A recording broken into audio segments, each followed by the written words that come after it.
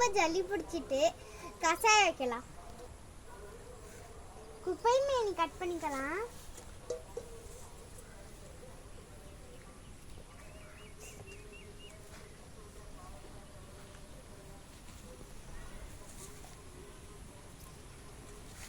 நம்ம குப்பை மேனியை கட் பண்ணியாச்சு. இப்போ துளசி கட் பண்ணிக்கலாம்.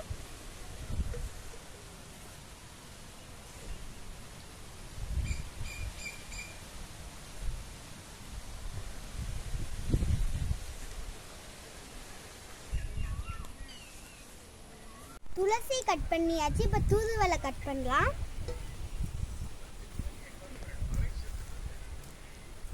பூச்சி இல்லாமல் பார்த்து எடுக்கணும்.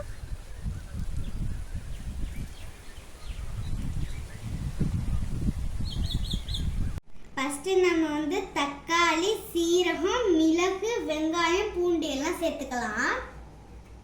4 கப்பு தண்ணி ஊற்றி தேவையான அளவு உப்பு போட்டு கொதிக்க வச்சுக்கலாம்.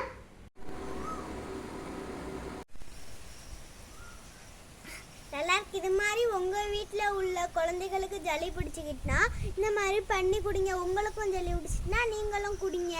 இந்த மாதிரி வீடியோ பார்க்க நம்ம சேனலை சப்ஸ்கிரைப் பண்ணிக்கிட்டு பெல் ஐக்கனை தட்டி விட்டுருங்க.